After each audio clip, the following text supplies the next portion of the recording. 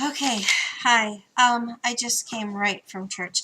I had to leave early. I was having some health things going on yesterday, and I'm still not exactly back to par. So that's why I had to leave. But even if it weren't for that, I think I just needed to take care of some things at home. So I I have about 45 minutes to report back to you, but it was chock full. Okay, so let's see. I get there and I'm like not quite exactly late. I'm just like right at the beginning. Like, it's not like it's not so embarrassing that I can't walk in. It's not bad at all.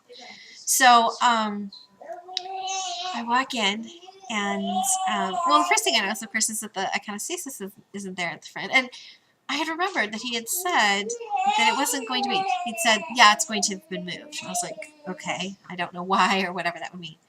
So, yeah, I noticed I didn't get to venerate at the beginning. And then I walked in, I tried to stay towards the back and make sure that I was walking at the right time, which I tried to. And then I was sort of walking towards the back, and then I saw my friend who I wanted to sit next to. So, I'll stand next to her. So I go up to her and I nudge shoulders and we start singing together. So then I get,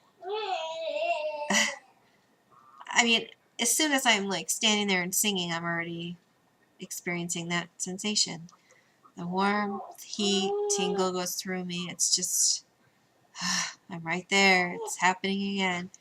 And I would really like to find like a definitive word that I could use to express it, because it's sort of like feeling light or fire that moves. I don't know how to express it. So if anybody has any sort of like idea or something that it's called or anything at all, just like let me know. So up until then, I'll just always say it's that thing again. But anyhow, so I look up on over to the right, and to right by where the chanters are is actually the bishop. And whew, how can I even start with this one? Okay, he has a super mellow energy at first. Like he's not like a big wow, here I am kind of guy. He's like super subdued, and then he opens his mouth, and it's like, I could have fallen over. Like, like when Pentecostals fall over, whoo, it was like that. I seriously almost fell sideways. No, part of that is because I felt really weak, but that's okay. No, it was that powerful. Um, oh my gosh. He, first of all, the deacon was chanting a lot tonight, and he's got this beautiful baritone voice. And then the bishop. Okay. So at first he's off to the side, and then he puts on some sort of a buskin, I thought I saw. But before that, there was a really nice shape of a equal-sided cross that sort of appeared on the wall just because the sun was going down. It was really pretty. So after that, yeah, then the priest went over, Father Philip went over, and then they were coordinating some vestment around him that was this beautiful purple portion that went up behind his neck and then over across and down. And then oh my gosh, yeah. I watched him venerate the icon that was right in front of there, which was so beautiful to watch him do that. And then he starts to sing. Okay. Growing up hearing cantors sing is one of my most favorite things about going to shul, because there's a cadence to it, there's a movement, there's a rhythm, there's a melody, I just love it. It's one of the things that makes it completely a full experience, to whatever degree it can be, depending upon your cantor. And I've had over many years people tell me who are involved in different types of Christian churches that, you know, when someone is singing, that they would always try to say that that person was a cantor as a way to kind of think that they were connecting with me. But it was simply a person who was singing, okay? And those aren't comparable at all. And I couldn't get into the whole, well, no, you know, they're singing a very modern song that is a tune that they're making up as they go along sometimes even, you know. There's absolutely no correlation to what a cantor is or what a cantor does. So I would just go, whatever. This man was a cantor. Okay, yeah, in every way. And he had an incredible voice. He resonated through his torso with such a vibration. And I mean, remember, because I've sang opera before, I could feel the vibration that he was generating in his torso in my own. That's how powerful that was. And the way that, oh, I loved his accent. It was so cute. All the Arabs would like come out they'd crawl out of the walls. It was amazing. They were so sweet. And when, oh my gosh, how do I describe this? Okay. He had a way of metering what he was singing that was slower than how I've commonly sort of heard things done. Not in like a boring dirge kind of way, but it added some sort of a fullness of expression. I don't know how to really say it any better than that. And it fleshed it out in this really interesting way. And what I found happening was that there were like, okay, he would be speaking one language at a time. Obviously, he was either speaking in Arabic, and then I think that I did hear Greek at one time. And then, yeah, did I say Arabic? English, yeah. Okay, but I was hearing English, Arabic, Greek, and Hebrew. Okay, so now I'm going to say a bunch of stuff in Hebrew, and like it doesn't matter that you don't know it or you do know it. And if you do know it, I think you're going to be like not believing me of what I'm going to tell you, but this is what I heard. Thank you, Bubala. There was a time during which, can you get him his pad to play with because he wants to play with the pencil? I'm sorry, I'm trying to direct my sons. Okay, you can play on this pad. There was a time, the first word that I heard, and I know they were speaking another language, but there was another one coming through out of it, like inference happens. I heard Malkuto. Okay, after that, I heard Avenu, and then I almost fell over because I thought it was time to bow because I heard an Alenu.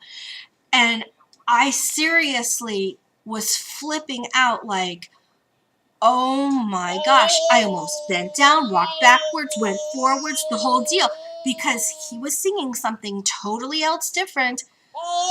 But I'm hearing I could not believe it. So that's high super praise, and like one of the most sacred parts of a certain prayer. That's just one of my favorites too. So I don't know how all that language stuff was happening. I'm sorry if my little guy singing bothers you. I don't know how all that stuff was all going on at once, but it was. For me. I mean, I'm sure everybody else just heard, you know, whatever language is being spoken, and then like sometimes they'd know what was being said or sometimes they wouldn't. And that this is only my experience. There's no reason why, because following the Akathist book, there's only one language at a time. But that's what I was hearing. That's what I was, I don't know how, I don't know what, that was far out, as my father would say. That was far out. That was far out. That was really far out. I don't know how that happened. So, following along. It's amazing, it's beautiful, it's tender, and just having all these, like I'm telling you, and I'm used to like tons of Persians around me, so it's like, you know, certain groups and hordes, and like this night, it was Arab night, because everybody was there, and they were all singing. and they were so amazing.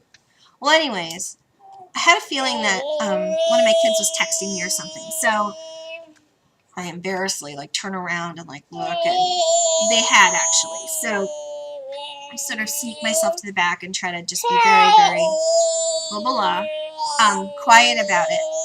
And the next thing I know, because I really do have to leave, a lady who is being wheeled around in a wheelchair by her, I guess it's her son or something.